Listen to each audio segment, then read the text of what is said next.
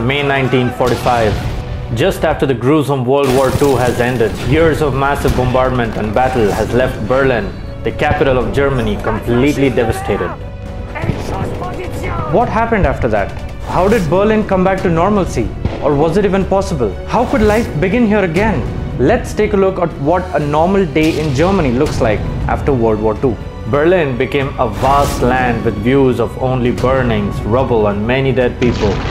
Millions of Germans were now left homeless. Nikolai Berzarin was a Soviet general who took over the city's government rights after the battle. His first step was to dissolve any political organization that was still active in the city and confiscate all weaponry. The next problem was that there was a strong stench in the air of the dead. Hundreds of thousands died in the war and their bodies were found everywhere. The streets, the rubbles under destroyed buildings, and so they had to be disposed of properly. Efforts were made to get rid of the corpses and give them a common burial ground.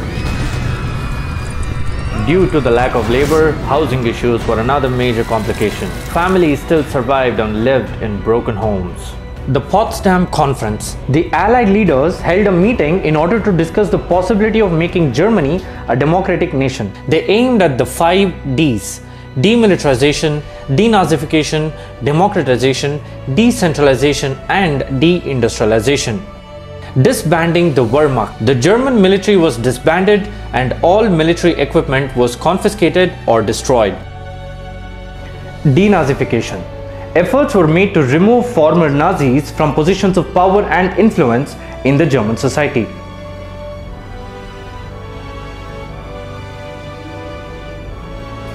And next was the Marshall Plan. The United States initiated the Marshall Plan in 1948, providing economic aid to Western European countries, including West Germany, to rebuild their economies. Germany focused on rebuilding its industrial base.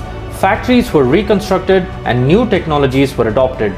Key industries like steel, automotive, and chemical production saw rapid growth. Germany also worked towards reconciliation with its neighbors, especially France, and this helped them build trust and cooperation in Europe. The formation of NATO and the membership in the United Nations further integrated West Germany into the international community. Public buildings and roads were rebuilt and slowly Germany became a full functioning society. Through these steps, Germany transformed from a war-torn nation into a prosperous and a stable country, playing a crucial role in the development of modern Europe.